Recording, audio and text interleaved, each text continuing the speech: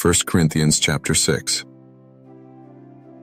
If any of you has a dispute with another, how can you seek judgment before those who are unrighteous, instead of before the saints? Do you not know that the saints will judge the world? And if the world is to be judged by you, how can you consider yourselves as incompetent to deal with smaller cases? Do you not realize that we are to judge angels? Why then should we not deal with matters of this life? Therefore, if you have such matters to resolve, how can you seek judgment from those who have no standing in the church? I write this to make you ashamed. Is it really possible that there is no one among you who is wise enough to mediate a dispute between brethren? Why should a brother go to court against another brother, seeking a decision from unbelievers? In truth, the very fact that you engage in lawsuits with one another is a misfortune for you. Why not prefer to be wronged? Why not prefer to be defrauded? Instead, you yourself are guilty of wronging and defrauding your own brethren. Are you not aware that wrongdoers will never inherit the kingdom of God? Do not be deceived. Fornicators, idolaters, adulterers, male prostitutes, sodomites, thieves, extortioners, drunkards, slanderers, swindlers, none of these will inherit the kingdom of God. Some of you were once such as these. However, now you have been washed clean. You have been sanctified.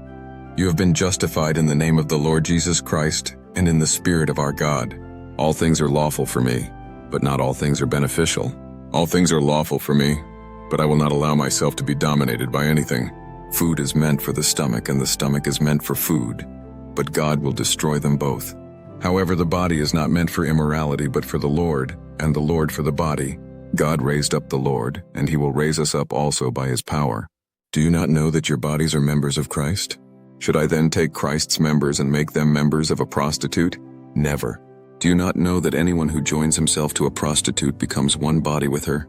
For it is said, the two shall become one flesh. But anyone who joins himself to the Lord becomes one spirit with him. Flee from sexual immorality. Every other sin that a person commits is outside the body, but the fornicator sins against his own body.